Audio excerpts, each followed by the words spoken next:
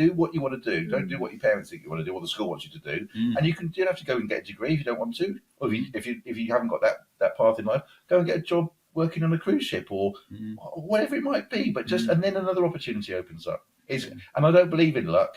I honestly, I've changed my tune over the last few years. It's about creating opportunities. It's like this. You never know who's going to be listening to this or watching it. No. Is it where this is going to go? Yeah. It's about opportunities. And people say to me, "You're lucky." I said, "What do you mean lucky?" I said, "Because I've got off my backside and done it."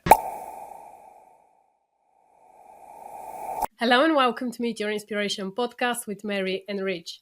Here we're talking about inspiration, motivation and empowerment. Our guests are ordinary people who became extraordinary, and with sharing their stories, we want to empower you to become the person you want to be and to go beyond your dreams.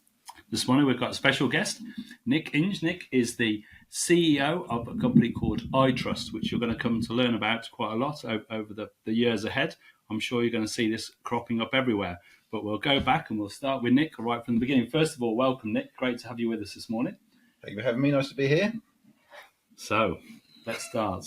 The big question. Do you remember how your life started after the secondary school? Which path did you take? And after secondary school?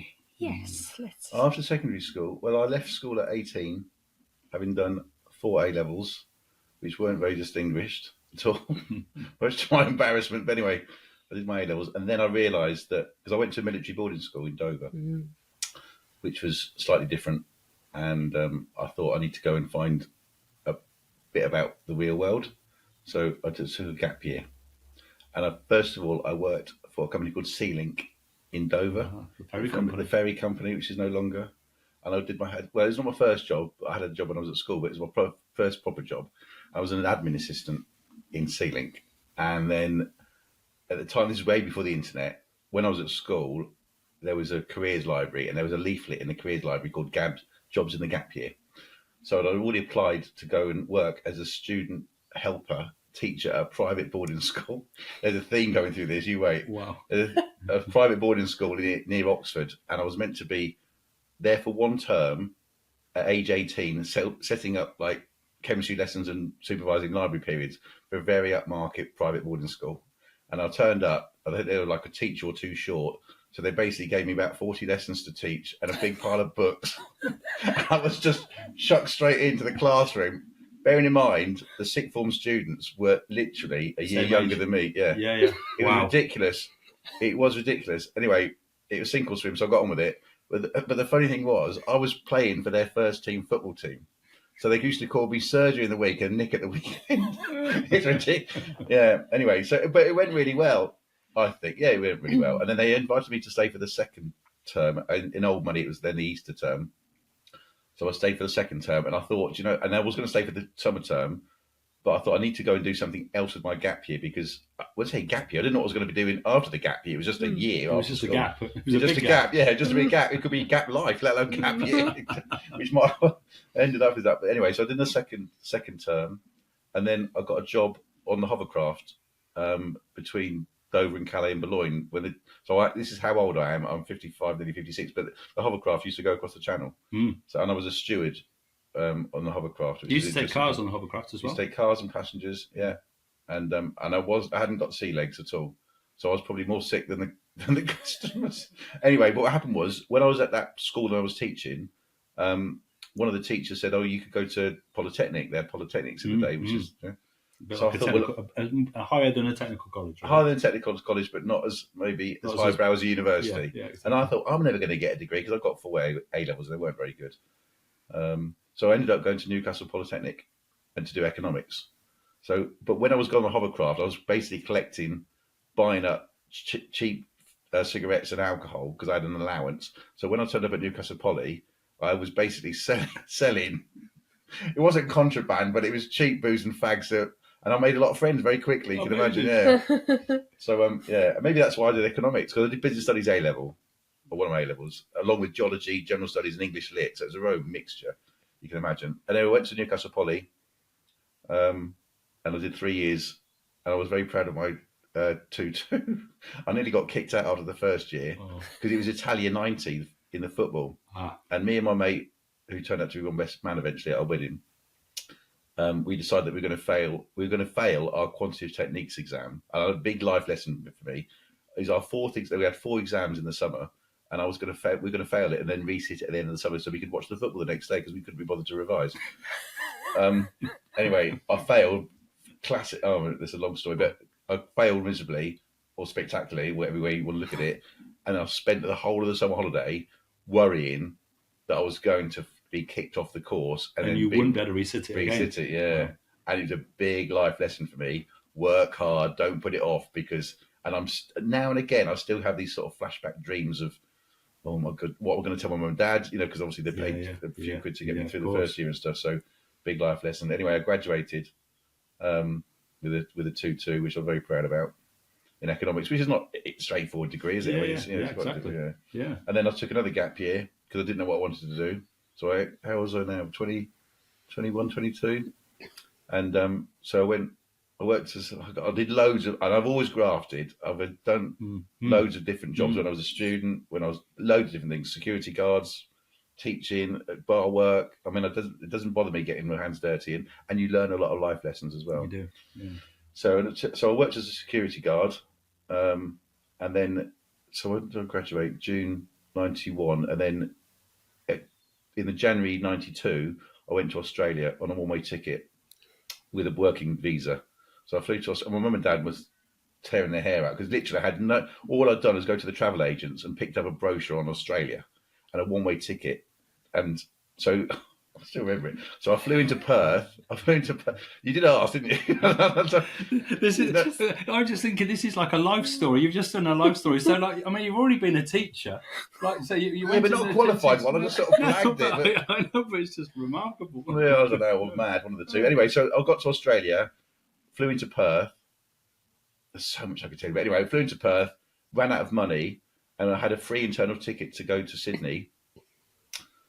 Flew to Sydney, and on the first night, I think in King's Cross, I was in a hostel, went out in a pub called the Henry IX pub, and I had a few too many beers, fell over and smashed that tooth. Oh, no. And I wandered around King's Cross, which is the red light district of Sydney at the time, with all these people offering me all sorts of things with my tooth, what was left of it, in a glass of milk, trying to find a 24-hour dentist, which I didn't manage to find.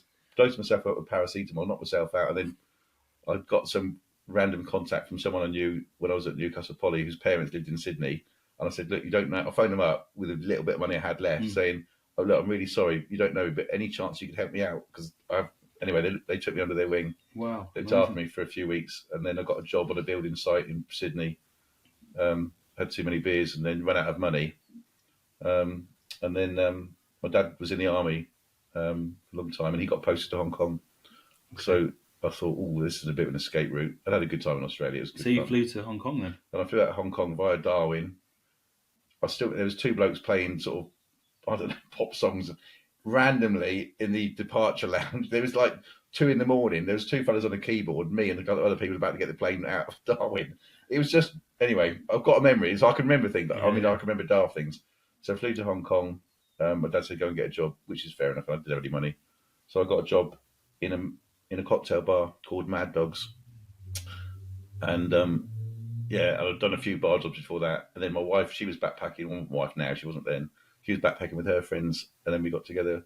And she was a waitress. There's a song there if you want to sing it. Wow. Yeah. I was a cocktail and she was a waitress in a cocktail bar. And then we went travelling in China. 17.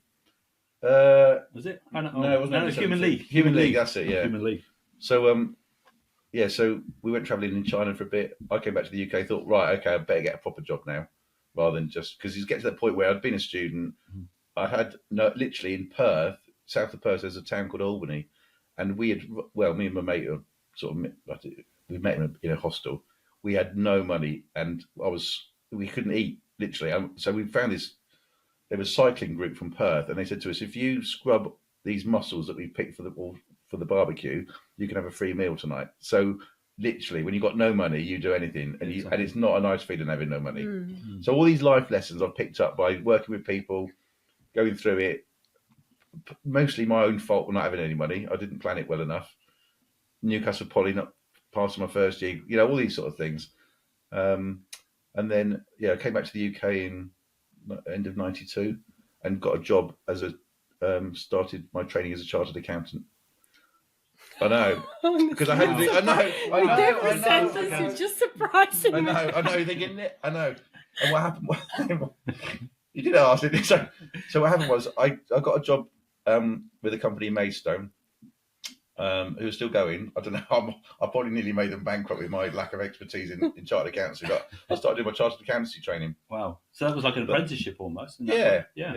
But I realised from the first day or two it wasn't going to be for me, because you can probably see there's a bit of a pattern. I'm quite lively in terms of I've probably got this. I haven't got the attention span of a gnat, but I like doing different things and I like lively environments. And my neighbour said to me on the first day or two, "How's it going, Nick?" And I said, honestly, this is not for me. I can't see myself doing this. I know chartered accountancy, you can go into all sorts of different avenues and stuff, but I was thinking I don't want to be in this world of finance and stuff for the rest of my life. So, and he was in the Met Police. So he said to me, "Oh, come out in a late turn in Catford in a Vauxhall Cavalier." If you remember Vauxhall Cavalier. Yeah, I do, yeah. So Vauxhall Cavalier. So and there was no health and safety in those days. So I just literally put a high vis on, went in this Vauxhall Cavalier on a late turn, and we whizzed around Catford. And I said to him, "Graham, this isn't a job, mate. This is fun. This is like proper. You're not even getting paid, but it's more than that." And before you know it, I joined the police. Wow. Yeah. There you But go. that was that. I mean, even joining the police isn't. I mean, those days it wasn't supposedly that easy, because like you had to have all the right qualifications and do all the initiations and stuff. Yeah, but it took me, honestly. Yeah. No. I don't mean. Yeah, no. Yeah. He was a teacher. He was got Yeah, exactly. Yeah, but I joined in Feb '94. Okay. So I joined in Feb '94. I joined Kent Police in Feb '94, and then there you go. So I'll stop now. So that's the story from me leaving school to joining the police. Joining the police, yeah. Quite a lot. This is And that's what I tell my two children. So I've got two children, Eleanor, who's 24 and a half, and Louis just turned 22. And Louis just about to graduate from Leeds, and Eleanor graduated from Nottingham a year and a half, nearly 2 years ago now. And we've always said to them, as my wife Heather and me, so just do what you want to do. It'll always work out. Just be nice, work hard, and take those opportunities when they come along. And Eleanor's got a job in Melbourne now for an architect. So she's gone out to Australia as well. Yeah. She's out and then Louis, he finishes in a couple of months' time at Leeds, and he's looking to go to Australia and do some work as well. So have you still got contacts in Australia? Is that why? Yeah. So we went out there a few months ago to see, mainly it's on my wife's side in terms of friends that she knows, because she's a nurse and she worked out in Brisbane for not a long time. But is she British or? Yeah. And she worked out there, and then so she's this got is friends really there, so. nice how you're supporting them, because very often some parents will be a bit more. They will advise you go this way or other way. During all these years, how about your parents? They were always kind of supportive and letting you to do all this? Massively. My dad joined the army at 15, and he went through the ranks, and then he got commissioned, and he's 82 week after next. And my mum's 80, and my mum was a nurse, and my dad's been a soldier from boy soldiers right through. But they've been massively supportive, and not. I mean, bearing in mind they come from public service backgrounds, and my granddad was all engineers, and my granny on my mum's side was a nurse, and so no one's been in business, and they've had very structured lives, certainly with the army side of things. To then just go to Polly and go backpacking, they've always been supportive. Always, and when I look back now, I didn't realise just how supportive they are, because they must have thought, "What are you doing now? What are you doing now? What are you doing now?" But it all works out, doesn't it? So the interesting thing is, all the way through, you kept finding little jobs to do. You were constantly finding something. You weren't literally just taking what you could, but you took a lot of work opportunities and used those to sort of, even though it was on the breadline all the time, but it just kept you going. You were surviving on what you were earning, really. Yeah, but you have to, because you've got no money. You've got to go and do anything to a point. Obviously, not criminal wise, but you've got to. If you know what it's like to have no money, you'll graft. And you realise the value of money, and also as well, this is what I'll say to my two children as well. You get so much from working, not just the money. You get to learn about human relationships. You know how to adapt. You have to, especially when you're younger, you get the edges knocked off you a little bit, not physically, but how to engage in conversation. And I suppose, and you get confidence from it as well. You can walk into not any room, but you can read a room. You learn how to read a room, and you know how the dynamics of a workplace work. I'm not perfect, but you learn very quickly. I mean, I did a job once. I got robbed as a security guard. We got robbed of £21,000 once. Wow. Set up, that was cash in Guildford in a car park. Another story. I think one of the first jobs I had, I worked on a book distribution warehouse, and we were literally packing books. And there's an argument on the line somewhere, and this bloke, I think he was on like David Leeson Prison or something. He had obviously fallen out with someone. He jumped over the production lines where the books were coming down, and ended up having a punch up with someone. I worked in kitchens washing. I worked as a postman once in some holiday job. That was interesting. Putting the letters through the letterbox with dogs that were just shredding them like a shredder. It was hilarious. Anyway, I did washing up in a pub once over Christmas, and then they promoted me to salad bar. I was like, yeah, I've done lots of different things. So when I joined the police, it didn't really faze me because I'd done so many different things. And not because I wasn't getting sacked. I was just doing it because it was temporary contracts as a student. Yeah.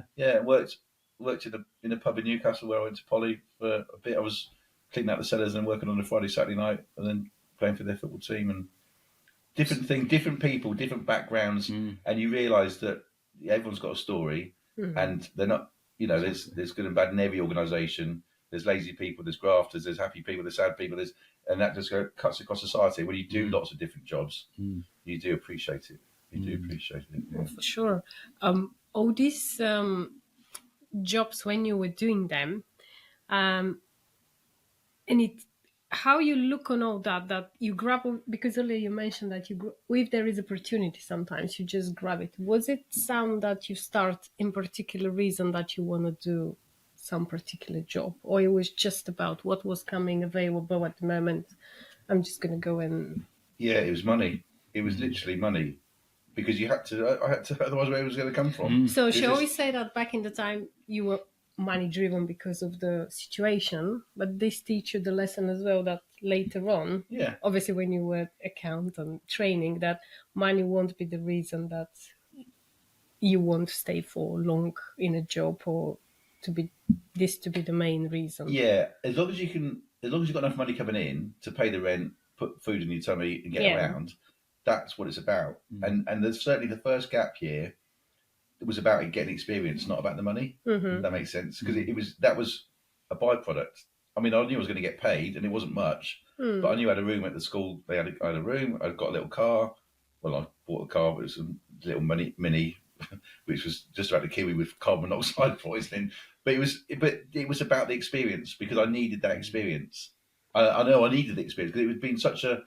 I mean, the school I went to was in Dover called Duke of York's, and it wasn't straightforward in terms of a normal in inverted commas school. You had to march to breakfast, have shooting lessons. It was like a military school, and you could only go there at the time if your father had been in the army. There was no girls there at the time, so it was a different experience. And I knew that it was going through a different experience. And as I got older, I was realising this isn't what everyone else is doing here. So when I got to, and I'd seen people in years above me go to university and literally go off the rails because all of a sudden they had girls, drugs, alcohol, and then it was like they were like kids in a sweet shop. And I didn't want to go down that path because all of a sudden they had this world opened up to them.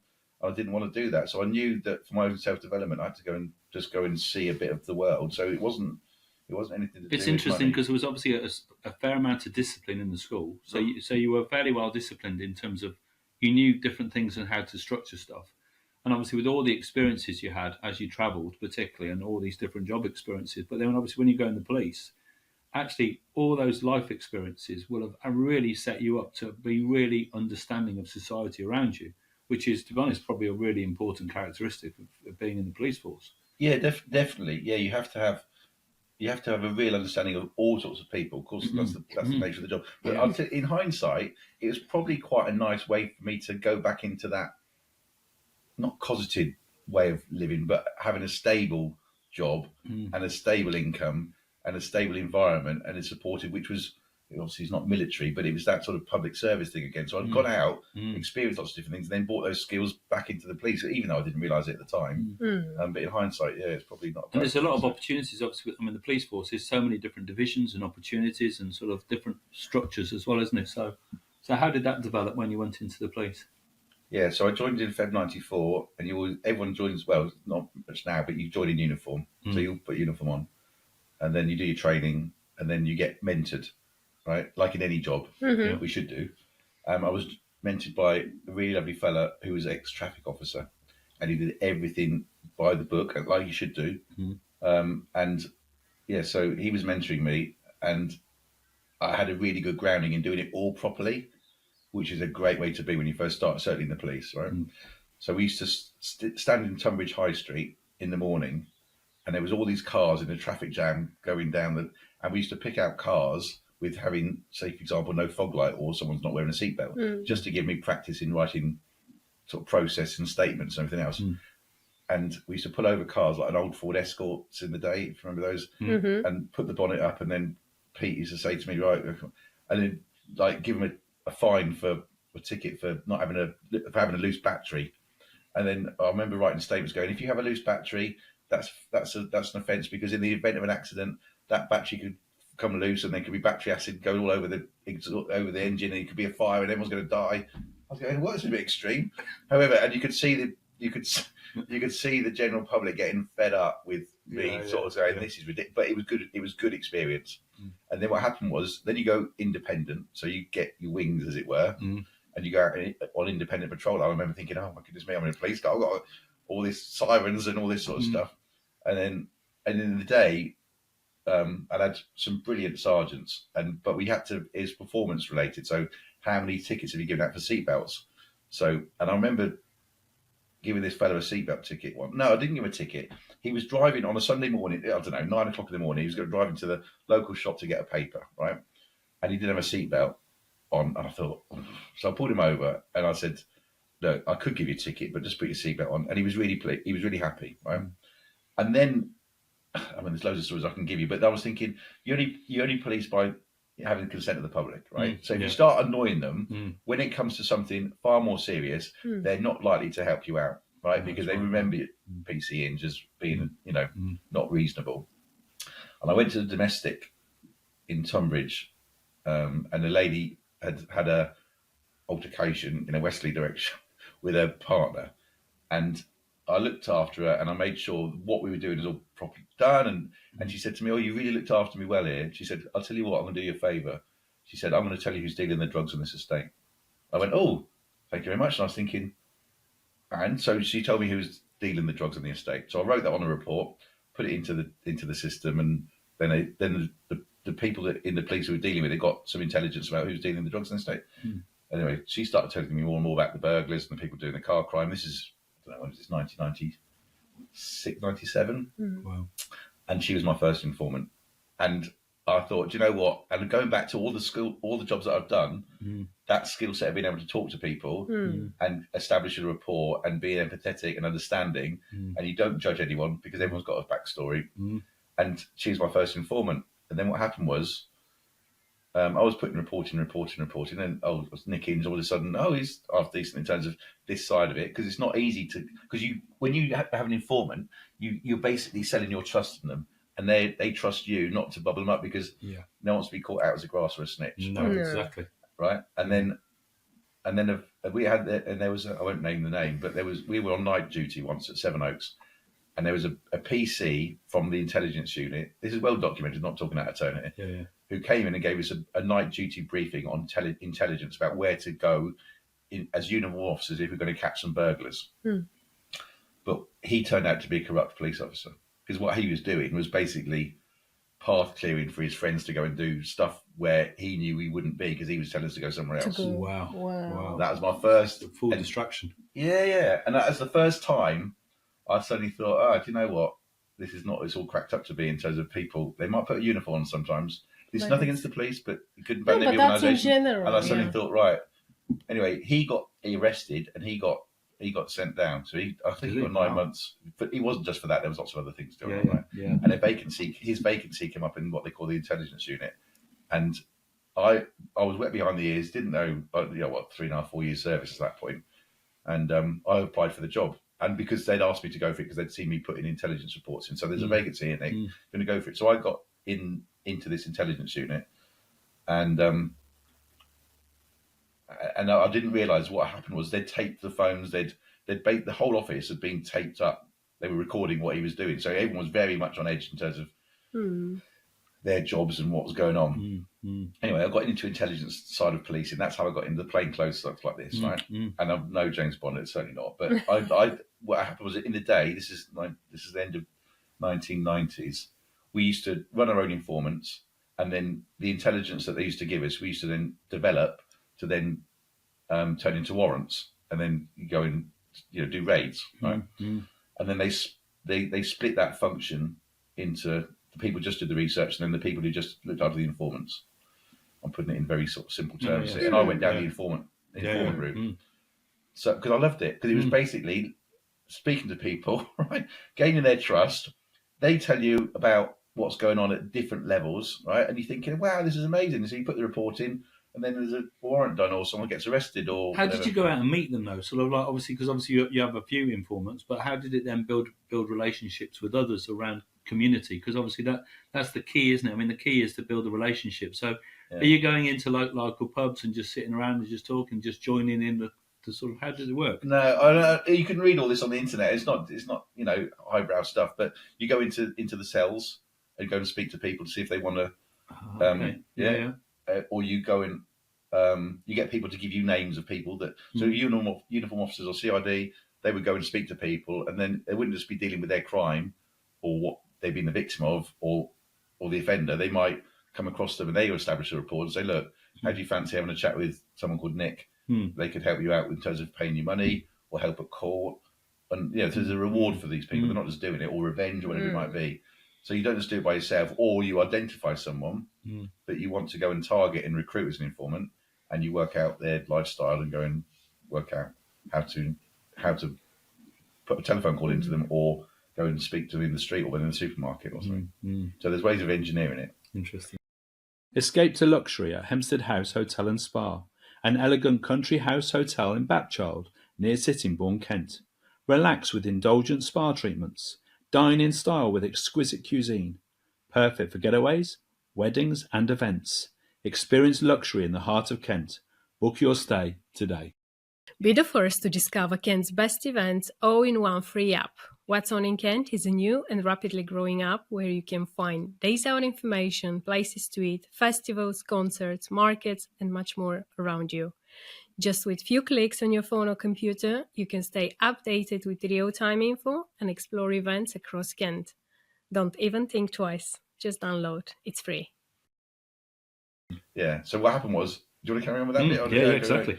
So and what happened was, I had an informant once who told us about a burglary that was going to take place, and my boss didn't authorise the surveillance and then the burglaries came in that next day. The house had been burgled, and my informant said to me, "Well, I told you about the burglary, or the burglary. There was 2 burglaries. Where's my reward money?" And my boss said to me at the time, "Oh, don't worry about it. This is a very, very prated version of the story. Take him down McDonald's and get him a Big Mac meal." And my informant went, "What?" And I went, "I'm so sorry." And I thought, you know what? If that's what it's come to, because informants aren't hard to, they don't grow on trees, right? And to give people to tell you what's going to be happening, they've got to be pretty close to the crime, right? Yeah. So I thought, do you know what? I've had enough of this. I'm wasting my time here. So there's a vacancy come up in Special Branch, which was in the day the sort of counter-terrorism element of policing. So I got that job as an informant handler and started working. I don't know James Bond, but you do the courses with the security service and stuff, because you're working in that sort of world as well. And did that for a few years. And was that still in Kent? That wasn't in London, it was in Kent. That was sort of countrywide and abroad a bit as well. Oh, really, yeah? So you literally, okay. Yeah, which is interesting. Yeah. But it's still literally, it's no different from that first lady. You're taking information, writing it down and passing it on. That's all it is. And if people think they're anything special because they're working for certain agencies, in my humble opinion, they're missing the plot, and I'll come on to that in a minute. So that's what I did for a few years, and it sounds exciting, but literally it is doing what I did before, but with a different crime type. And then I got bored of that, right? And I told you there's a pattern. So, and because it wasn't just about the work, it was about satisfaction. And exactly. I could tell you a load of jobs that we did, but anyway, so I thought no, and then also as well, I was getting fed up with supervisors who were getting paid who weren't doing the job, in my humble opinion, what they should have been doing. So I sat there one day with an ex-colleague, and he said, "Well, put your money where your mouth is, get promoted. Because if you can't just keep criticising these people who are telling us what to do and never have an experience in intelligence policing, for example." So I thought, good point. His name was Dave.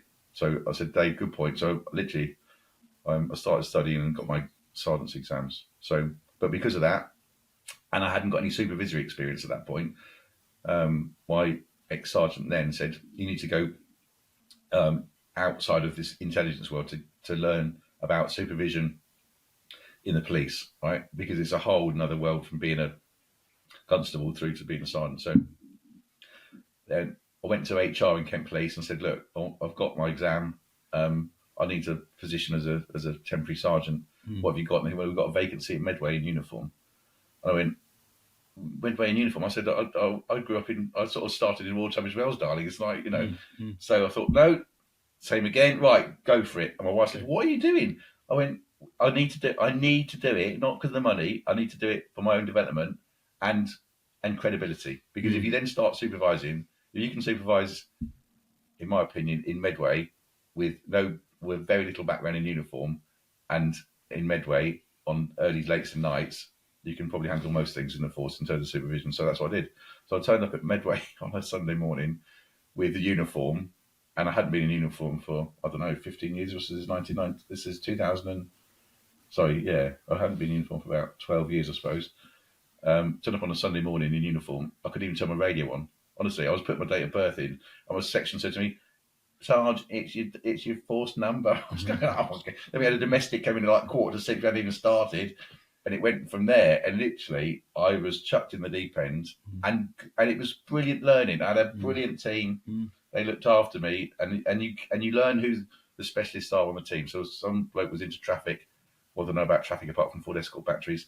Some bloke drink drives. All these sort of, and it gets very particular in terms of, I don't know, 12 and 15. Okay. Yeah. With two other sergeants who take it in turns. And I won't go into the details of whatever. Then so I did that for best part of a year, and they looked after me. But you look after them at the same time. And one of the reasons why I got promoted was because I was, like I said, I got fed up with sergeants not doing, in my opinion, what they should have been doing and getting paid for. It's not about the money; it's about doing the job. And when I went, and I had some brilliant sergeants when I was in uniform. And they used to do it really old school. So they used to sign you what they call pocketbooks up every month. Used to weigh your CS gas in the day, make sure everything was done properly. When I went into uniform as a sergeant, I used to do exactly the same with my team. I said, I'm doing this not because I'm being a pain, but because I'm doing it because I'm protecting everyone. And because what happens if it all goes a bit sideways, it goes a bit wrong, the standards department will come down and they're saying, right, who are the sergeants on this team?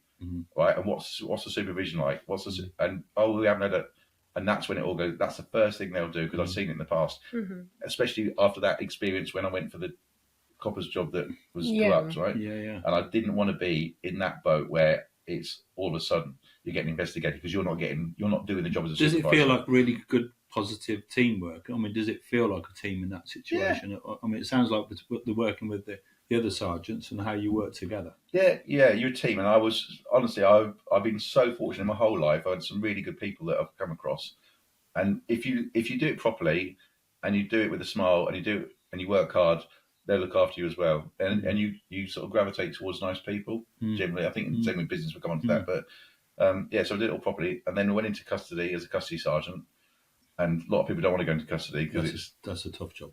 Yeah, and Medway custody was. Yeah, it wasn't straightforward, and that was. But you learn to become assertive. Yeah, so I did that for the best part of a year, and then a vacancy came up on a informant handling team in Sittingbourne, just down the road. So I ended up as sergeant on that team, and then I basically did the same role in the same levels as a supervisor. So I did divisional policing, I did it in anti-corruption. I worked with the service up in London for a bit. And I did the same thing as a supervisor. Yeah, and that's generally how it went for the rest of my career. It's incredible. I know incredible is different, isn't it? Yeah. But then I'll repeat myself. It goes back to what it was like when I'd left school and stuff like that. But yeah. But all those different jobs, all those different positions, I mean, all gave you even more information and things that sort of they became a foundation for when you left the police. Yeah, absolutely, yeah, and I'm no different now. And the police was brilliant, but it's just a part of life. And some people think that anything that they're in, whether it's the army, the police, NHS, whatever, is their whole life. But we're just flesh and blood, and you're passing through, and you're just part of it for a very short period of time. And you do your best, and you go home, and that's it. And you get paid, and that's it. You're not anything special. And I used to say to my team, certainly in the source handling world, I said, you'll know better than anyone. If you think you're James Bond, go and get a job somewhere else in this force. Yeah. I said, and I used to say we'd be the best informant handling team, not just in this county, but in the country. And if you don't believe it, go and get a job somewhere else. Because you try hard, you work hard, you do it properly. Never going to be perfect, but you've got to go in with that mindset every single time. And that's where we are with the business. Yeah. And that's just no different. You do it all, honestly. The people who start taking shortcuts, they'll get found out eventually. Yeah, of course. And that's no different in business. No. Well, in what I've learned anyway the last few years. So how was the jump then from police to this the police? Yeah, brilliant business that you create? Yeah, so I had an idea. So it's really hard to speak up, right? Certainly in my old world of policing, no one wants to be a grass or a snitch, right? Really difficult. Certainly in the anti-corruption world. And so I had this idea about creating a business for when I retired from the police, about creating a hotline for. So I've got two children I mentioned. Louis played a lot of football from the time he could toddle effectively through to, and he still plays a little bit now. But I stood on the touchline as a parent, listening to all the nonsense that goes on, right? And I'm a football fan as well, so I go to watch live football, and this thing, how can we create a system whereby people can speak up at football about the bad stuff? Because there wasn't a system, right? Or very, very limited system. So I set iTrust up as a company, as an idea, and got everything. I got the logo trademarked in 2017 with a sort of plan B to retire at 50, which I did. And it was a catalyst in terms of what I was doing in the police, as well as friends of mine who had started to are dying, right? This sounds really blunt, but really young, and my wife's an A&E nurse, right? So life is too short, and I probably got to the point in my service where it was time to go. And instead of just hanging on for a bigger pension, because it's not all about the pension. And when I shut my ticket in, when I said I was going to retire from the police, you're mad, you're going to take a hit on your lump sum. I said, what is it? It's not about the money. I tell you, I go back to what it was like in Australia. It's not all about the money. It's like living your life and giving the best version of yourself and having a good time and all that. And if you're not happy and you've got something else to do in life, go and do it, right? So that's why I retired when I did, because I could have gone last February, sort of this time last year, at age 54, but I went at 50 and took a hit on my lump. But anyway, so I had an idea, and you always got to look ahead, right? And I always learned that through all what's coming next, what's over the horizon in terms of work and anything, holidays, relationships, anything. Try and look ahead and try and predict it as best you can. Yeah. So I had this idea of a business, and then October 2019. So I retired in June 19, and literally I was operating a hotline on a mobile phone, which went to an answer machine for parents at Louis' old football club. So they would phone up, leave a message anonymously about whatever issue it was, not massive, like someone parking a disability bay when they shouldn't be, or the team ethos wasn't right in terms of the ethos of the club. The manager wasn't implementing what the club was wanting to do or she was to do. And they were leaving messages. And then this is October 19, it went really well. And I would write a report based on an old police intelligence report, put it into the club, and they go, oh, that's good. Anonymous report about manager X not doing whatever, and they have a word with the manager, and one of them got kicked out of the club. So it worked. So there was a process. And then it's a bit of a story, but friends of mine said, look, why don't you create a software platform whereby it's not a hotline, because software's, and people can not only speak about the bad stuff, but they can speak about the good stuff, or they can suggest something. They can have a survey. And one of our clients said, current clients now, they said to us, look, why don't you create a system whereby it's easy to access via a QR code, so you don't download the app. It's timely. So, for example, they're a modern day slavery management company, and they look after some of the biggest retailers in the UK. And they said, look, if you can, as iTrust, create a product, a software platform that is easy to access, so someone who could be the victim of modern day slavery in a factory in Vietnam, they could scan a QR code on the post on the back of a toilet door in a factory in Ho Chi Minh City, and send a report to us in our office in the UK as a PDF, that's a game changer. Because we went, oh, that's a good idea. So basically, iTrust and the software platform has come about by speaking to clients, or they weren't even clients then, speaking to businesses of all sorts of different levels at football clubs or whatever, and saying, you tell us what you want us to create, and we'll create it. Right? So that's what we did. So one of our clients is a construction company, and they had a suggestion box in their old foyer. And I said to one of the directors, who I know very well, I said, what's that? That's a suggestion box. I said, this is the 21st century, John. I said, people don't use suggestion boxes. I said, how many reports have you had the last 12 months? And literally, it's a pen and paper and a box. He said, we've had no reports.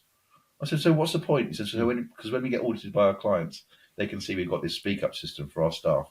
I said, so it's a marketing tool, not a practical way of getting reports and suggestions. He went, yeah, good point. It's probably just full of chewing gum and rubbish. I mean, particularly if you've got to put your name on it, people are even less likely to write anything. Absolutely. And then they had a separate near miss reporting system, right? And their staff not using it because they're on a building site somewhere up, in the Midlands, and they've got to go onto a laptop and they can't be bothered, and they don't want to be known, so they don't want to be a grass for a snake. So can we stick that on the software platform? Yes, we can. What about SurveyMonkey or equivalent? Yeah, we can stick that on. What about linking it to policies and use and procedures? So literally, that's how it's come about. We've just listened to people because there's a demand, right? And we've gone, right, okay. And I'm not a techie, but I've learned through going back to everything, you can do it if you've got the right people around you, right? You can you can go and work, you could become a salad bar chef, you can become a teacher because you get people around you to help you. Not using them, but just creating a team of people. Support you and absolutely. And like in my old world in policing, in Informant, I was a supervisor, I wasn't recruiting them. That was getting people in my team to go and recruit them and motivate them to go and get a good report and do the best that they can. And it's no different from this. I'm probably still logged on in Kent Police. I've got a tech company, but I'm not a techie. I've got a great company that look after the tech and built it and host it and everything else. So that's how iTrust has come about. And it's not a straightforward journey. It never is. I mean, I'll say I work in a salad bar in a kitchen. That wasn't straightforward. That was hours. That was working late. I mean, it's graft and it's it's not whatever. So yeah. So that's how we come about with the business. So yeah. So it's already how many years is on going? 2019, you said you start, or yeah. So I retired in June 19. So we've been going since June 19 effectively. So, but that's taken time to develop whatever. I mean, honestly. I speak to friends of mine who are still in the police and retired and whatever, and they say, "Have you come?" I said, "Don't. If you want to start a business, don't follow my business journey, because you got to be slightly unhinged to do it. I think because it's mad. I had an idea. It's all right now because the business is doing all right. Yeah. But at the time, it's not like let's become a plumber and then follow a model of it. This is like we've invented something. So you got to be but then it goes back to flying to Australia by myself with no job and not knowing anyone. Okay, what kept you all this time? Because one of the points for the podcast is exactly to show these setbacks. Not going in details, but what kept you? Obviously, you had the idea, you tried to find a way. As you said, it's not your skill set, this particular. What kept you to carry on? Because I assume it will be a cost behind that. You have to invest money, which obviously it's about the family as well, what you had. So what kept you all this time, and people around you, some particular, have you got someone together that you're doing the business? Yeah, there's an investor behind the business. But the biggest driver is, and it's happening because the reports come through, we don't see them, is the money's a side issue. Right, it goes back to the beginning. Your business is money, I get it. But for me, the buzz I get out of it is getting people to use the system to report something good, bad, indifferent, and then it gets acted on by the organisation that have trusted me with the software and pay for it, and then so it's it's what drives me is giving people a voice that is not about the money, and that I'll just repeat myself now. But to get someone, if a company sends us an example of a report that they've received because someone's believed in the system, that we've got off our backsides and created a business that they can actually report wrongdoing or theft, or not just that, but praise someone because somebody wants to be identified because they've done something brilliant. That is you can't get better than that, can you? You can't. It's a real driver. And it will continue to be. So every time in every business, you I don't know, let's say you were in a supermarket, say, for example, and you've seen something in a supermarket So the barcode would be on the wall. If you want, so it was basically to say if you want to report something from your visit today, you literally go scan your phone.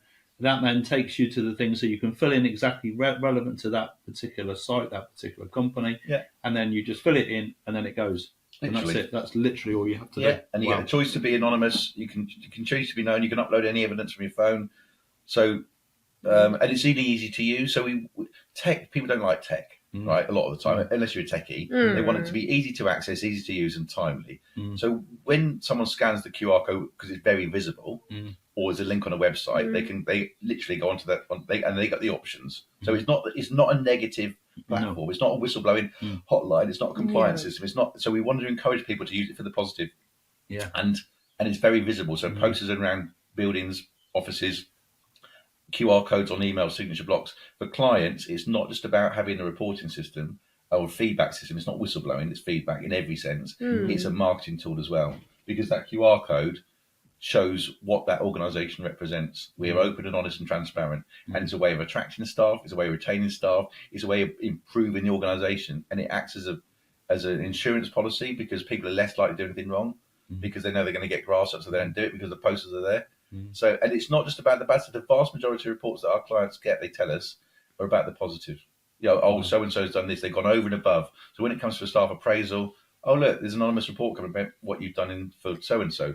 How powerful is that? I think it's great, and I'll tell you my personal experience. It happened to me quite a few times, because I love to appraise people. You go in a pub, you go in a restaurant, a hotel, doesn't matter. You go somewhere and someone is absolutely incredible. Few times I wanted to write like reviews, when they're like, oh, would you mind? And there was a guy in London restaurant. It was brilliant. But do you know, they gave me, obviously, to give my review. And I have to take that. I needed to go to, was it Trustpilot or something, or Google reviews, where you have to log in, you have to do this, you have to get through few steps. And I was like, okay, obviously I'm going to do that later on. And I needed to go back home and to sit down and find time to do it, which sometimes this can put you off. Depend what is the situation or how busy you are. Sometimes you may forget, where this sounds exactly how you said, very timely, because nowadays people having busy life, but it's good feature to exactly appraise people and to show, because we like always to focus on negative bits. But what is the feedback you get from the clients that they're using? Are they finding that people are getting engaged and they do? Yeah, they love it. Because I think for any business will be really good to know what's going on with their business, because they may think they're doing fantastic, but of course, absolutely, yeah. Because there's no limit either, is there? There's no limit to where it can be used. I mean, it can be used in a manufacturing business. It could be used in literally every single place you go or visit. You could have this barcode, literally. I mean, it's infinite. It's literally anywhere in the world. You could literally put it everywhere. That's awesome. Yeah, literally. One of our clients. So the company that said to us about creating a system. So this is sort of just coming out of the first lockdown, and QR codes came back in. They've shared with us a report that they had submitted last May, and it was about a corrupt auditor in their supply chain. So they had an anonymous report. I'll send it to you later on if you want. So anonymous report saying this person is basically taking backhanders. So say, for example, you're a factory in China, and you want to go from a B to an A grade, and you can supply a big retailer in the UK from a modern day slavery management perspective. So you have to have it absolutely bang on, and rightly so. This person was taking backhanders to basically give them a better report than they would ordinarily get, right? So the company, who are a client, looked at this. They basically set up a fake company on LinkedIn, baited this fella to then say, look, we're a company, would you like to work for us? Would you take backhanders? Recorded the meeting, right? Wow. And then played it back to him when they called him in for a meeting. He was about to put his hands up, didn't he? And he's now been kicked out of the international supply chain auditing, whatever it is. Yeah. That is so powerful. Hence, the meetings I've got coming up in the next few weeks. And another client of ours, and what we do is as well, I mean, because there's no one else in the world doing what we're doing, you have to educate the staff, right? Because they're going to go, this is just a glass line. It's not a glass line. It's far more than that, right? Yeah. So we do onboarding presentations. And one of our clients, I think, when did we onboard with them? Last July. And I did 40 of their staff with a presentation saying that this is how it works. This is why you should be using it. Encourage everyone to use it. What I do now is get them to scan the QR code on the presentation or on a bit of paper on the tables that they're sitting in. So they use it. They can shortcut it to their phone, right? So they've got it on their phone. And what happened was in a few weeks, the client received an anonymous report saying that one of his supervisors was stealing from the business and bragging about it, right? So the supervisor called the person in. The supervisor wasn't contrite or apologetic. So the owner of the business chucked the book at him and basically got him a police caution for theft. Wow. So that's a massive, powerful deterrent for anyone else in the business to go, do you know what? If you're going to do something wrong, you'll end up with caution. As well as a way of saying, this is what this business is about. We don't want people coming to work for us if you think you're going to shortcut the system and start stealing from us. You know what I mean? And what it means for the staff that member of staff anonymously put the report in, they can see, because it is anonymous, they can see the actions of the company because they stepped over the line and put their... That's a bit more important as well, that you probably get reports so people will be engaged, but see that actually the business is taking any steps about it, because that's the other part where even I think with, as you said, these boxes, because usually that was what businesses were always doing. The thing is that you can hear sometimes that people are saying, oh, I let's say report or I advise, but nothing come back. I remember was it Tim that said that he's always checking whatever people were doing and always go back to them. Yeah. And you can see the difference when people see that someone is taking action. And this is talking about the modern slavery. I've got so much in my mind, and I'm really glad to hear because that this is as well helping in this term, because in my opinion is a lot around. And although we are masking it with some lovely names, so how the companies are doing this is all around, and I know from first point friends or people that were in that. So I really hope this will improve and help on that front as well. And as many businesses are involved and people know about it, better. But as you said rightly, I mean, it's also a great way of giving amazingly positive feedback about someone who's going out of their way to do something really special within the business. And a lot of people do things completely unnoticed by management, or and you never see, and management doesn't always see the whole skill set of the people underneath them. They only see them when they're in their workplace. Yeah. But some people do go out their way to do something incredible and exceptional each and every day. So how many people you've got in your team, iTrust? Is it just you, or? Well, this is what I've learned from my past as well. I don't want staff. Okay. That makes sense. As long as I can hold out with not having any staff, but we've got a great team of people that help. So we've got a big team of people that give us referrals. Right, so they're a lead generator. Yeah. So why would I employ a sales? Because, like you said, Richard, certainly it goes across every business. So why would I then try and employ people specifically to go and target the construction industry? Is if they're already if they're doing their work and they can give us leads, they're on a commission, right? Which is fine. Yeah. I've got an admin support. I've got accountant. I've got tech. I've got a business, but I don't want to employ anyone because, and this is what I've learned in being a supervisor in the police.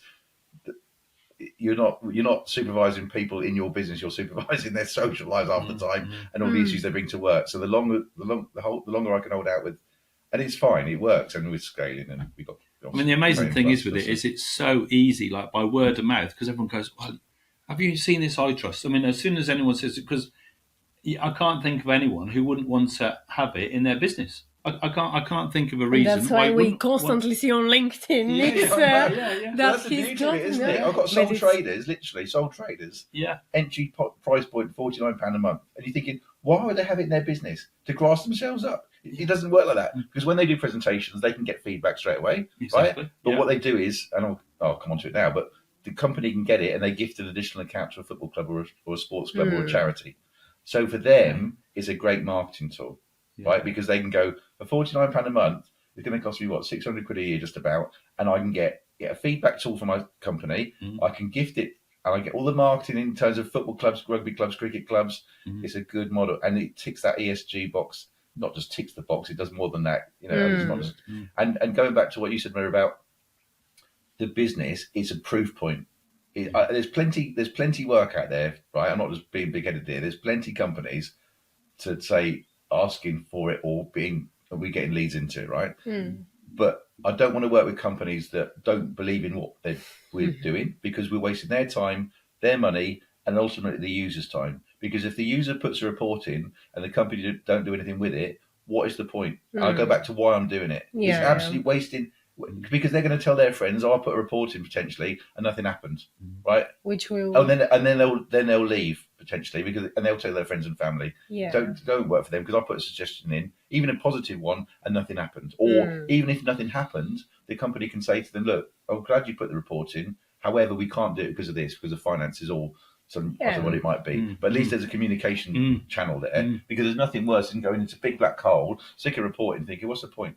I don't want to, honestly, I'm not like that in life. It goes back to what I said right at the beginning. It's not about the money. Great. And who else? I'm pretty sure we've had, I mean, we with the podcast, we are like, as well, we are a bit picky that we want to, whoever sit here and share and say it is authentic, and it's not just once it's sitting here, you have to be who you are.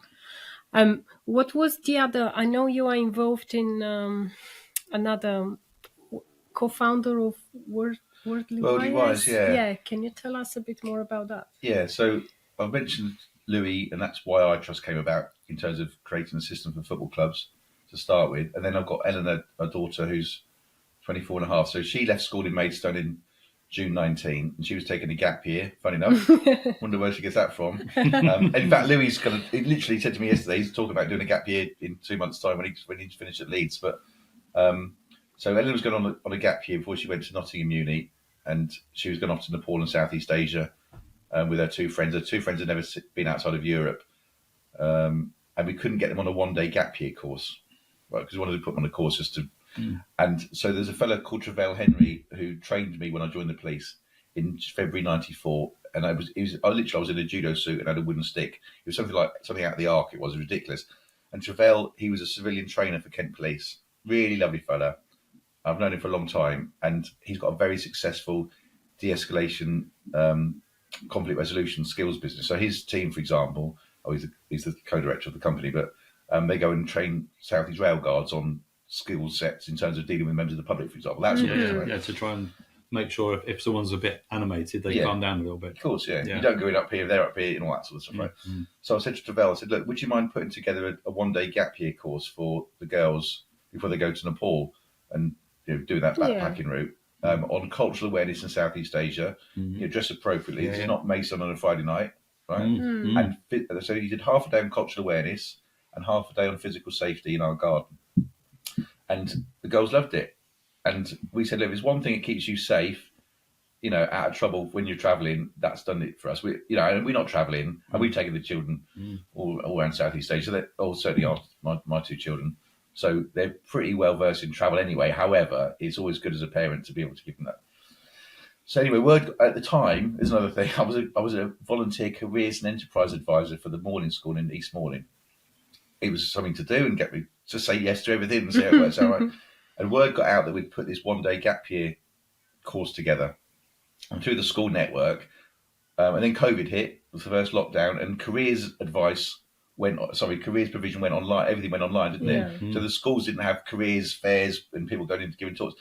But schools had realised that we'd got this group of people who started volunteering to say, "I don't mind giving my time to go and talk to someone online about CV writing or whatever it might be." So there's a demand because careers leads in schools generally are doing it over and above their other teaching job. So in June 2020, I said to Travell, "Look, we need to do something more formal with this because there's a demand here. If we want to create something and get some finance going through somewhere to raise money to, I don't know, just have some insurance and do it properly." So I'd heard about this something called a CIC, Community Interest Company, like a not-for-profit. So we created something called, and we thought, what should we call it? So me and my wife Heather sat in the kitchen. what should we call this? How they went, let's call it Worldly Wise. That literally finger in the air job. Which is Worldly amazing. Wise. Which is a fantastic name for it. Yeah, well, yeah, I don't take the credit for it. So that was June 2020. So we set up Worldly Wise and had this massive WhatsApp group of about 70 people at one point, and we were just literally matching. And what should we call these volunteers? All ambassadors, something like the fair. Like honestly, it was ridiculous. We just literally made it up. So, and as we as we got more well known, people obviously got wind of it, and then county council got wind of it. So, and I got really busy with iTrust. Travell then moved from Kent up to Preston to the northwest, and Kent County Council got wind of it at the end of 2023 and said, "Look, we really like what you're doing. We're getting some good feedback from the schools about, because it's easy for the schools because they don't have to keep going to businesses and individuals saying, can you come and give a talk every year?"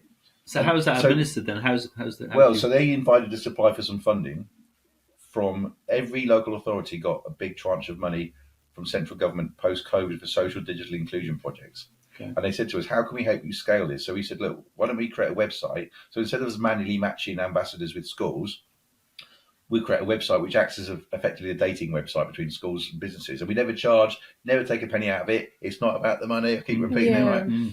So we applied for the money, were successful in getting some funding from KCC, but they wanted us to concentrate, and we are concentrating on female STEM career progression. So if you know what STEM is, so STEM is science, technology, engineering and maths, because that in terms of female provision doesn't really reflect what it should be doing when they go into careers. And their GCSE choices at 16 aren't necessarily reflected in really what they want to do. So we got some funding, and now we've got two project managers running it for us. And we always said from the outset, if we want to scale this, we need someone to run it for us, because I can't do it full time on top of my job. I certainly can't do it. For sure. So now we've got two ladies running it for us who are brilliant, and smashing it. And then we've got next week we've got and KCC, and rightly so, monitor everything to the last penny because it's taxpayers' money, and rightly so. So everything that we spend, and they get paid, and rightly so as well. And the funding is to the end of this July, but the schools love it, and it goes back to what we said about iTrust. Why are you doing it? It's about getting the users to believe in the system and tender reporting, and then it gets actioned, however that might be. With Worldly Wise, and we've done it for a few years now. We've come up to 5th year in this June. Yeah. Is when we go into a school. So we've done a lot of work in schools, but it's when you get a volunteer driving all the way to Dover to a school, and they sit in front or stand in front of a group of Year 8 students and say to them, "This is my career in manufacturing or production or crime scene investigation or whatever it might be," and those students go, "Do you know what? Oh, I hadn't thought of that as a career at Year 8, age 13. But do you know what? I'm now going to consider doing that because I hadn't thought of it." That is the buzz you get out of it. And what we're doing is baseline surveys before the input and then after the input. What do you know about production or manufacturing? Nothing. And then do the same survey literally 40 minutes later. Oh, I want to become a production manager. I didn't realise I could do this. I didn't realise I could do this because we got off our backsides and done it. Not me, but we created something that someone's believed in. And that is the acid test. And friends of mine said to me, when the funding runs out from KCC, whether they take it on or don't, we'll carry on. Hopefully they will, touch wood. Yeah. But why didn't you sell it? I said, what do you mean sell it? You don't do everything in life for money. Don't you get this? It's not all about the money. It's about doing it. This is giving such a great... mega valuable for the kids. In a little way. And it's not the impact you make on the day, it's in 5 or 10 years' time. So when that student, when they've left school and they're going, they can, do you know what? I remember that story from someone at school that came to give us a talk about whatever, and they had challenges, and they did this, and they did that. And do you know what? I'll take some inspiration from that. And that is the biggest thing for me. No, we do. And all the conversation today, I think you go around this, how you build trust with people and how you implement it after that in your, let's say, businesses, because one is business, the other one is charity-wise, but it's in this word, and you greatly include it in your company name, because even the stories before the police as well, when all communication, trust, that's always, and this is as well what you build with the kids. It's just open, honest, and it's showing them what it is. And this is what they need. And if I must be honest, I never heard about this that exists and it's going around the schools. Is it something that the schools are finding you, or you are trying to find them bit of both. word of mouth? Yeah, word of mouth.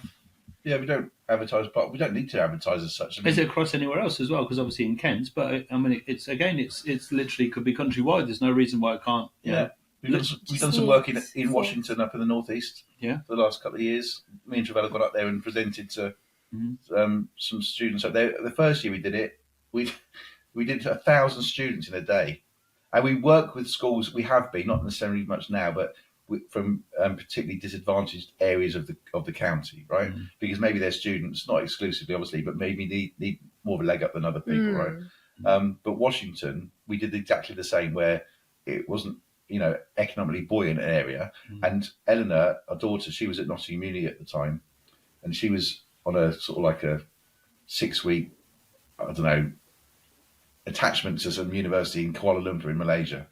And she was on the giant screen in a hall, and 200 students at a time were asking her questions about what it's like to be living in Kuala Lumpur or in Malaysia for a bit. What's the food like? What's the weather like?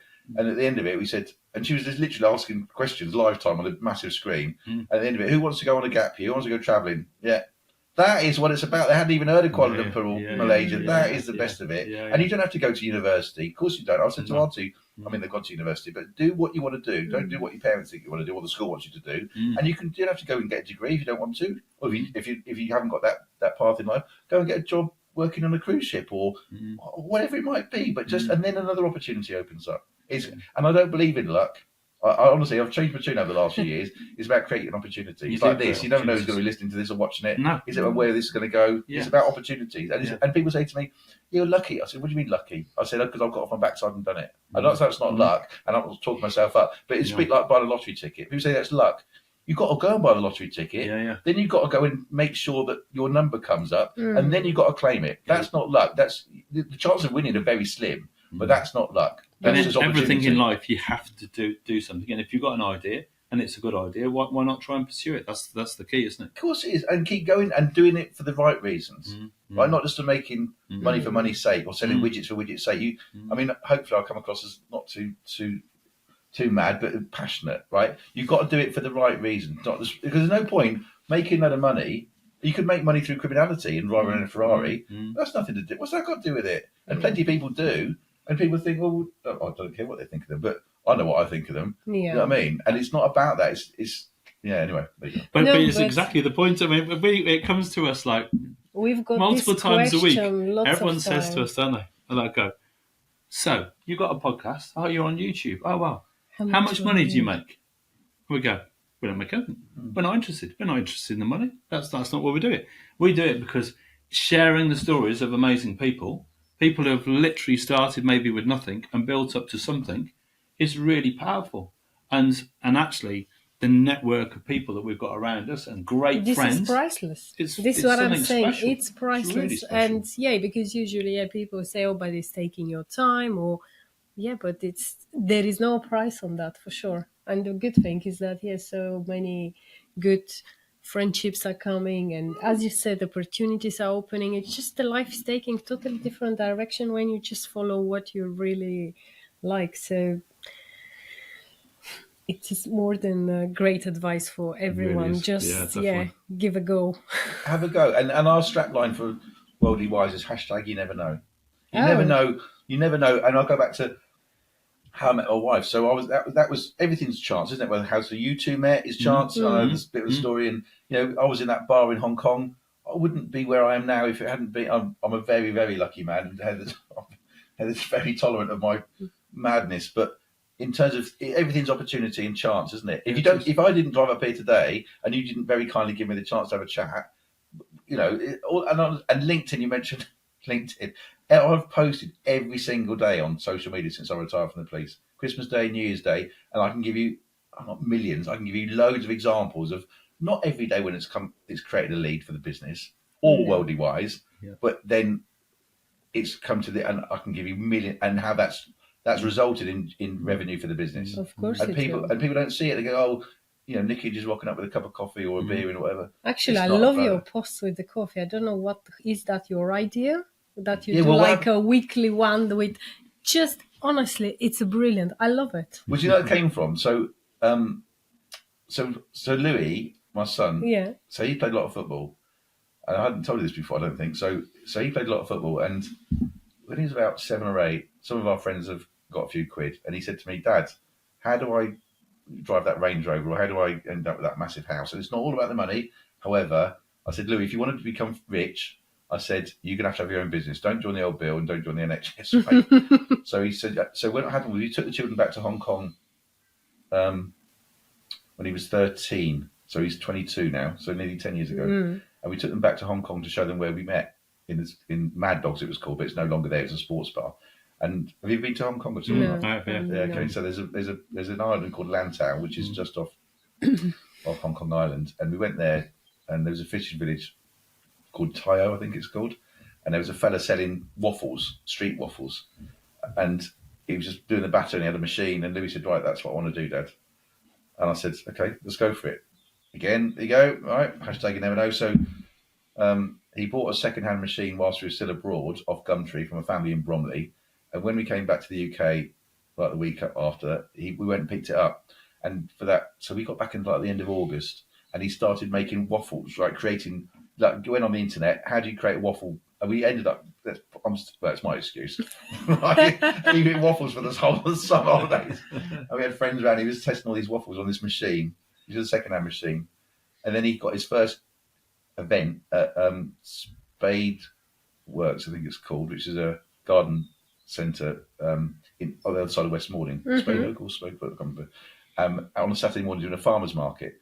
So literally we had a pasting table, we had a really flimsy gazebo, and he started selling waffles at like 10 o'clock on a Saturday morning, and a lot of friends and family turned up just to support him and thinking, oh yeah, good old Louis. And the name of the company was called the Bubble Waffle Company. You haven't heard this, have you? No. So it was the Bubble Waffle Company. And he built it and built it. His mates thought he was mad at school, and he built it and built it, and he sold it about 3 years ago, and it's still going to Grace Kelly. Do you know Grace Kelly? So she's a lady who's got businesses in Medway. Okay. So he built the business up, and then he was doing weddings and festivals. His mates were working for him, and he got a logo. And anyway, so he sold it before he went to university. But what happened was he got a load of stickers. So when the kids were coming to the fakes and stuff, they were getting them stickers, running around the fake with the sticker, because every kid had a sticker. But people would take it. I'll tell you an example. So what happened was people were taking these stickers around the world, right? Oh wow! And they were taking photographs of them with the sticker in front of Eiffel Tower, Empire State Building, Sydney Opera House. The stickers went around the world. So hence what happened was it's good content for social media, right? That's my way, isn't it? Yeah. And then what I've done now is I've done the same thing with the iTrust lip sales. People take them everywhere, and for content, people say, how do you find content? Well, just take a picture of a coffee cup or a pint of beer on Facebook, not so much on LinkedIn, and Nick Inge rocks up. It's like, where's Wally going to rock up today? Or where's the lip sale? Because for the client, and not you're not clients, but they're there. You can take a photograph, and for you it's content. People go, and they're associating with the brand. So what we've done is we've built the tech, and it's very hard to patent tech, right?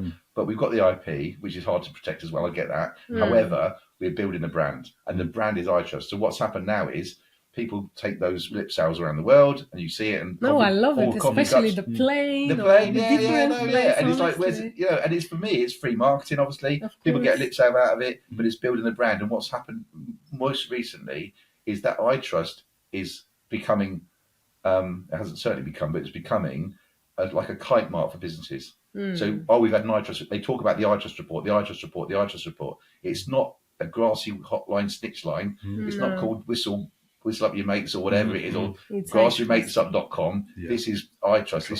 This is like an unofficial sort of kite mark, come ISO, come whatever. We've got an iTrust, and they refer to it as the iTrust report, and that's what part of it. That's where that idea has come from, as well as the coffee cup, and as well as when Louis was going through and building his business, he became he got mentored by the Kent Foundation, which is part of. Do you know the Kent Foundation? Yeah, we do. Yeah. So the Kent Foundation looked after him, and the entrepreneurs generally are from 18 to 30. But because he was novel and different, they took him, and he had a mentor called Mike Pay, who was ex. Do you know Mike or not? No, we know Caroline. So we know Caroline. Okay. We moved on from that for a long time ago. But so Mike was ex business, and he was looking after Louis in terms of branding and how to build the business. And it went on and on and on. And then, and what happened was during that course of him going on that program, I learned a lot about business. Hence why, it's helped me, certainly. But we read a lot of books, entrepreneurial books. And one was called The 10X Rule by a fellow called Grant Cardone. Right. He was a big American sales fella. But his book, I've read it probably in its entirety twice and dipped into it. But it's called the 10X Rule for a reason. You do everything 10 times bigger and louder, not in a brash American way. Let's not go there. However, you basically, it's like McDonald's. The golden arches you see everywhere. With this, you post on social media, and it just fills people's feeds up, right? So what happened was, iTrust becomes the go-to thing for feedback, right? And that's why we're doing it. So it's coffee cups, it's Facebook, it's posting everything. And Nick Inge, you're everywhere. I'm not everywhere. I haven't got an alcohol problem and I haven't got a caffeine problem. I just post and they don't. That's what it is, seriously. Exactly. And it builds the algorithm. It builds, Nick Inge just posted again, you get 30 likes, load of comments. And then for you. But that's the way how you get to the people. There's no other way. Why would you do it? You'd be mad not to do it. And people say, oh, but why? They have problems finding content. What do you mean content? Just take a picture. I'll take a picture of that. That'll be my post this afternoon. Nick drops out. Then tomorrow we'll take a picture. And then it's all about then, how you see the things and how you can make them. Excuses, you can always find. You can make excuses. Everyone can make excuses. Why not? Why not people starting businesses? Oh, I get it. It's not easy. Otherwise, they're going to be doing it, right? But what's your dream? There's a book called What's Your Dream by a fellow called Simon Squibb that I'm reading at the minute. What's your dream? What's your dreams? I know we discussed it, but a little bit. But what's preventing you doing it? Certainly not. If it's the finance, you can find finance if you really believe in it. Absolutely. If it's really because you're worried what people think, who cares what people think? Just go and do it. Just do it. It's only their opinion. As long as I put posts on Facebook or LinkedIn about a coffee cup. It's not racist, sexist, political. It's just a coffee cup. You don't like it, just unfollow me. I don't know. It's not, you know what I mean? But if you like it and people talking about it, and that's what Grant Cardone says. He was, I think at one point, I think there's a quote, he was posting like 13 times a day on Twitter or X, or it was called now. And people said, you're posting too much. At least you're talking about it. It's that whole golden arches thing. It's the McDonald's. If it's good enough for McDonald's, it's good enough for me. Or you see, Adidas or Nike and sport. People aren't going out and buying a pair of trainers just because they see Nike sponsoring the World Cup. However, it's that plot. There's plenty of other people making trainers, but they go for Nike because it's a brand and they want to be associated with it. And the same with us. We've got some decent clients and we've got some really good, good things going on with iTrust. And then people want to become associated with it. And same with Worldly Wise as well. It's like, they want to get involved with it because of the ethos behind it. Exactly. This is the most important. Absolutely. That's really good. Really amazing, Nick. Thank you very much. We've covered a lot there and really interesting. And obviously, if anyone is interested in iTrust or Worldly Wise, you will find Nick on LinkedIn very easily. And I'm sure he would really appreciate the inquiry. Thank you so much for being with us today and sharing your incredible story. Well, you say that. You say incredible. It's a story. No, it's a story. Honestly, it's a story. And if someone can take one thing away from it, and it's not the finished article by a long stretch, it's still ongoing, whatever. And it will just carry on and carry on. But and I'm just saying this genuinely, I'm very, very grateful the fact that you've invited me on this morning to have a chat, because it works for all of us, and hopefully people have got something out of it. So thank you very much. No, thank you too. So everyone, thank you very much for watching us today. We hope you've enjoyed today's episode. If you're looking and watching on YouTube, please do give us a like. We'd really appreciate that. If you're watching as well, please subscribe to the channel so you can find some more amazing videos. There are so many that we've done so far, and there's so many more to come, which we're really excited about. So we just hope you enjoy them. And also, if you're watching on Spotify, do give us a follow. Thank you very much, and we'll see you very soon. Take care. Bye-bye.